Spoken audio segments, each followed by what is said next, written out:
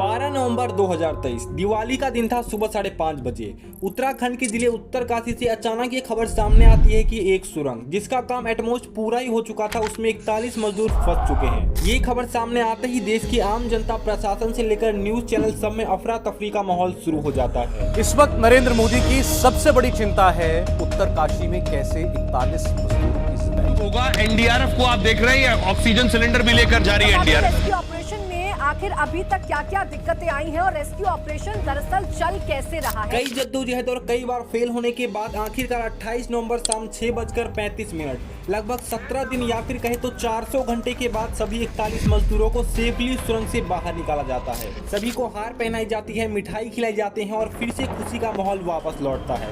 लेकिन आखिरकार यहाँ सवाल ये उठता है कि यह हादसा हुआ कैसे, लोग सुरंग के अंदर फंसे कैसे, किसी की लापरवाही थी या फिर गलती, और कितनी मेहनत और कितने तरीके आजमाने के बाद इन मजदूरों को आखिरकार सुरंग से सक्सेसफुली वापस निकाला गया है। तो जानेंगे सारी चीजें इस वीडियो में इन डिटेल, बने रहिएगा अंत तक। चलिए शुरू करते हैं।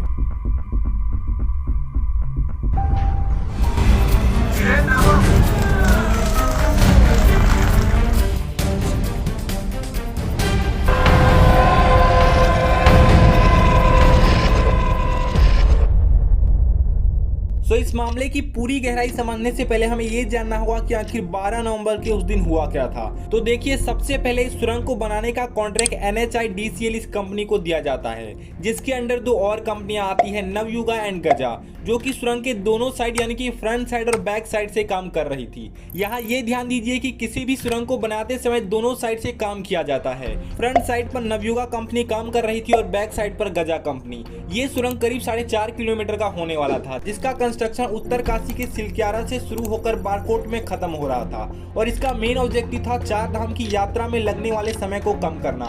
तो देखिए, उस दिन दिवाली का दिन था और सुरंग का 90% काम कंप्लीट हो चुका था और ये जो बीच का हिस्सा है खाली इसका ही काम बाकी था। वो एक्चुअली बात ऐसी थी कि सुरंग के फ्रंट साइड का 2.5 किलोमीटर का हिस्सा बनकर कंप्लीट हो चुका था और पीछे बैक साइड से भी 1.6 किलोमीटर के सुरंग के हिस्से को गजा कंपनी द्वारा रेडी किया जा चुका था। एंड लास्टली इस बीच के बचे हुए 500 मीटर के हिस्से को पूरा करने के लिए सुरंग में काम चालू था। लेकिन इसी बीच अचानक एक जोरदार आवाज आती है और जहां मजदूरों को दिखाई देता है कि फ्रंट साइड के हिस्से में लैंडस्लाइड यानी भारी मात्रा में भूस्खलन शुरू हो चुका है और धीरे धीरे पहाड़ के मिट्टी चट्टान गिरने के कारण बाहर जाने का रास्ता पूरी तरीके से ब्लॉक हो चुका है। बाहर के लोग से हम संपर्क भी नहीं कर सकते और ऊपर से लगातार ये गिरते हुए मलबे के कारण 60 मीटर का लंबा एक ब्लॉकेज अंदर तैयार हो चुका था। लेकिन यहाँ पर सवाल ये था कि जब सुरंग बनाने के लिए इतने हाईटेक ऑटोमेटिक मशीन का यूज किया जा रहा था, देन वहाँ पर इतने लोग फंसे कैसे, और जब फंसे तो इसमें किसी की लापरवाही थी या फिर गलती। देन इसे समझने के लिए हमें सबसे पहले ये समझना जरूरी है कि एक सुरंग का कंस्ट्रक्शन किया कैसे जाता है।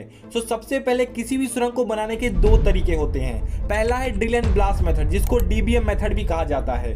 इस मेथड में चट्टान में ड्रिलिंग मशीन से छोटे छोटे पहले छेद किए जाते हैं, देन उस छेद में बारूद भर के ब्लास्ट किया जाता है एंड इस ब्लास्ट के कारण वहां की चट्टानें टूट जाती है और वहां के पत्थर मलबे को हटाकर एक सुरंग बनाने का प्रोसेस शुरू किया जाता है। एंड इसके बाद दूसरा एंड हाई टेक्नोलॉजिकल मेथड है टनल बोरिंग मेथड, जहां एक high advance tunnel boring machine का यूज किया जाता है, जिसमें सबसे आगे एक घूमती हुई कटिंग व्हील होती है, जिसमें कि बहुत सारे कटर्स लगे हुए होते हैं, जिसके हेल्प से ये मशीन मिट्टी और पत्थरों को काटने का काम करती है। इस मशीन को आगे ढकेलने के लिए इसके पीछे फ्यूल के रूप में हाइड्रोलिक सिलेंडर लगे हुए होते हैं, जिसकी हेल्प से ये मशीन मिट्टी को काटते हुए आगे बढ़ते जाती है और पीछे पीछे इस सीमेंट से बने हुए रिंग्स को एक दूसरे में फिट करके टनल की दीवार को स्ट्रॉन्ग करने के लिए उसका यूज किया जाता है, जिससे कि सुरंग में मिट्टी धंसने या फिर पानी आने के चांसेस ना के बराबर हो। और यहाँ पर इंटरेस्टिंग बात यह है कि उत्तरकाशी के सिलक्यारा टनल में भी इसी मेथड का यूज किया गया था, जहाँ पर high advance tunnel boring machine का यूज किया गया था। लेकिन वर्कर्स द्वारा यहाँ पर सबसे पहली लापरवाही ये हो जाती है कि वो टनल के अंदर कोई भी एस्केप रूट नहीं क्रिएट करते हैं,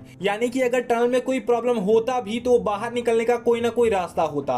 साथ ही इस टनल के अंदर ये सबसे बड़ी प्रॉब्लम थी कि जिस 60 मीटर के हिस्से में अभी ये लैंडस्लाइड हुआ, उस हिस्से में पहले से ही कई दिनों से वाटर लीकेज का प्रॉब्लम चल रहा था। पानी रिश्ते गया लेकिन नवयुगा कंपनी ने कोई भी एक्शन नहीं लिया और इसी लापरवाही कहो या फिर गलती, उसके कारण आखिरकार वहां की जमीन ढह गई और ये पूरा का पूरा हादसा हुआ। सुबह 5:30 बजे हादसा हुआ और दोपहर तक लोगों को ये अंदाजा लग चुका था कि हादसा कितना बड़ा है। लोगों के बीच अफरा तफरी मचनी शुरू हो चुकी थी और शुरू में तो लोगों को ये भी नहीं पता था कि अंदर आखिरकार कितने लोग फंसे हैं। वहां मौजूद लोगों ने अपनी पूरी कोशिश करी लेकिन सभी के सभी नाकाम नाकाम रहे।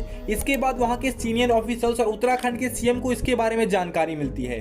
देन वो तुरंत के तुरंत वर्कर्स को निकालने के लिए अपने वर्कफोर्स को वहां पर भेजते हैं और तब से शुरू होती है प्रशासन की जद्दोजहद 12 नवंबर से लेकर 28 नवंबर तक उन वर्कर्स को निकालने के लिए। सबसे पहले 12 नवंबर दिवाली के दिन जब सुबह यह हादसा हुआ, उसके कुछ समय बाद ही खबर मिलते ही प्रशासन रेस्क्यू प्लेस पर पहुंच जाती है, लेकिन फिर भी स्टार्टिंग के 10 से 15 घंटे अंदर फंसे हुए वर्कर्स के लिए सबसे मुश्किल भरे रहे। ना बाहर से खाना मिल पा रहा था और ना ही पानी। उनके पास जो भी खाना पानी था उनसे वो काम चला रहे थे।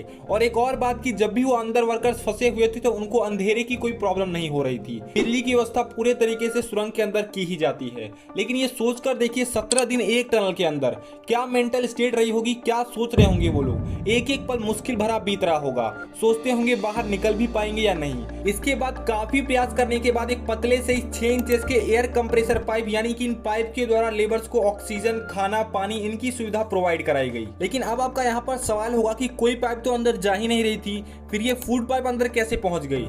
तो देखिए, food pipe comparison to other pipe बहुत ही पतले थे, केवल 6 इंचेस के, और इसकी चौड़ाई भी बहुत कम थी। इसके कारण ये आसानी से अंदर चले गए। लेकिन अभी भी ये सबसे बड़ा सवाल बना हुआ था कि इन लोगों को बाहर निकालेंगे कैसे। नेक्स्ट डे 13 नवंबर को उत्तराखंड के सीएम पुष्कर सिंह धामी उस घटना स्थल पर पहुंचते हैं, सभी चीजों का जायजा लेते हैं और सुबह वो ऑक्सीजन, खाना पहुंचाने वाले पाइप के द्वारा उन लोगों से बातचीत की जाती है। पुष्कर सिंह जी, मैं पुष्कर सिंह धामी बोल रहा हूँ। राम राम, कैसे हैं आप लोग? बात करने पर पता चलता है कि सब कुछ अंदर सही था, लेकिन फिर भी मलबे के रास्ते में जो भी ब्लॉकेज था उसे हटाना बहुत ही जरूरी था। 14 नवंबर को उसे हटाने की कोशिश की जाती है, लेकिन जितना हटाने की कोशिश करते हैं लगातार एक के बाद एक ऊपर के पहाड़ों से चट्टानें, मिट्टी गिरनी शुरू हो जाती है। ये कोशिश लगातार की जा रही थी, लेकिन फिर भी हम नाकाम थे।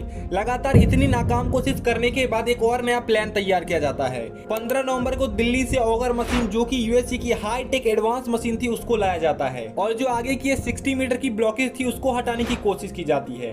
ऑगर मशीन कुछ इस तरीके से दिखता है, जिसमें आगे लगे हुए रॉड अंदर जाते हैं और इनकी नुकीली धारदार कटर से पहाड़ों, चट्टानों को चोट देते हुए ड्रिल किया जाता है। मशीन लगातार ड्रिल करते हुए आगे जाती है और इससे निकलने वाले मिट्टी, पत्थर को कुछ इस तरीके से पाइप के द्वारा बाहर निकाल दिया जाता है। ये मशीन कुछ हद तक कारगर रही और लगातार 2 दिन तक ड्रिलिंग करने के बाद हम एटलीस्ट 24 मीटर तक के ब्लॉकेज को साफ कर चुके थे। लेकिन इसके बाद अचानक मशीन में एक टेक्निकल ग्लिच आनी शुरू हो जाती है और इस प्रॉब्लम के कारण रेस्क्यू टीम को वहीं पर रुकना पड़ता है। इसके बाद 18 नवंबर को नितिन गडकरी, पीएमओ को कुछ स्पेशल इंजीनियर्स और यहां तक कि विदेश का एक फेमस इंजीनियर आर्नोल्ड डिस को भी वहां पर भेजा जाता है, जो कि उस करंट सिचुएशन का जायजा लेते हैं और उसी 24 मीटर के ब्लॉकेज के साफ हुए पाइप में एक और एगर मशीन फिट करके फिर से काम को शुरू किया जाता है। जब तक ये काम चल रहा था, वहीं दूसरी तरफ पहाड़ के ऊपर से भी कई इंजीनियर्स वर्टिकल ड्रिलिंग कर लोगों को ऊपर से निकालने की कोशिश करते हैं। लेकिन ऊपर के 5 मीटर ड्रिलिंग में ही पूरा दिन चला जा रहा था और ऊपर की चट्टानें करीब 100 मीटर की थी, जिसमें महीनों लग सकते थे। इसीलिए इस प्लान को तुरंत ही कैंसिल कर दिया गया। इसके बाद जो सामने से ड्रिलिंग चल रही थी, इसी को कैरी ऑन किया जाता है और इतनी मशक्कत करने के बाद आखिरकार 47 मीटर तक की ड्रिलिंग का काम कंप्लीट हो चुका था, जिसके बाद फिर एगर मशीन खराब हो जाती है। वैसे ये एगर मशीन इंदौर से लाया गया था और इस मशीन का कटर, यानी कि ये ब्लेड, चट्टान के मलबे में फंसकर जाकर टूट जाता है और वहीं अटक जाता है। लेकिन अभी भी 13 मीटर की दूरी बाकी थी। 18 से 24 नवंबर तक ये सारी चीजें हुई और इसके बाद इंडियन आर्मी को वहां पर बुलाया जाता है। इंजीनियर्स, इंडियन आर्मी और 50 रेस्क्यू टीम की मेहनत द्वारा ये कटर को वापस उस मलबे से निकाला जाता है। और अभी की वहां पर यह सिचुएशन थी कि सारे मशीन खराब हो चुके थे। 26 नवंबर तक का समय भी बीत चुका था और अभी भी 41 मजदूर उसी सुरंग में फंसे हुए थे। इसके बाद सारी मशीन फेल होने के बाद लोगों ने इस जंग में जीत दिलाई। कैसे, तो वो देखिए। 26 नवंबर के दिन 6 रैट माइनर्स को टनल के अंदर भेजा जाता है और रैट माइनिंग का प्रोसेस शुरू किया जाता है। इस रैट माइनिंग के प्रोसेस में 2 रैट माइनर्स, यानी कि 2 लोग ड्रिलिंग मशीन लेकर खुद से हाथ से खुदाई करते हैं और एक रैट माइनर चट्टानों, मिट्टी को ट्रॉली में लेकर भर के वापस आता है। जब ये अंदर के लोग थक जाते तो बाकी के 3 लोग फिर से इसी काम को दोहराते। लगातार लगभग 1 दिन तक इस काम को किए जाने के बाद और इन 6 रैट माइनर्स की दिलेरी के कारण 28 नवंबर शाम 6:35 लगभग 400 घंटे के बाद सभी वर्कर्स को टनल से सेफली सुरक्षित बाहर निकाला जाता है। रेस्क्यू साइट पर इन रैट माइनर्स की एंट्री ठीक वैसे हुई थी जैसे फिल्म में किसी हीरो की एंट्री होती है। सभी वर्कर्स को सेफली बाहर निकाला जाता है और इन हेलीकॉप्टर्स की मदद से सभी वर्कर्स को हेल्थ चेकअप के लिए अस्पताल लेकर जाया जाता है। इन रेड माइनर्स के अलावा वहाँ पे 19 टीमें और थी रेस्क्यू के लिए। सबसे पहले टनल एक्सपर्ट आर्नोल्ड डिक्स, जो कि इस पूरे रेस्क्यू को फ्रंट से लीड कर रहे थे। इसके बाद NDRF, SDRF, IAF, Indian army, engineers और ऐसे कई और भी टीमें थी, जिसके कारण ये पूरा रेस्क्यू सक्सेसफुल हुआ।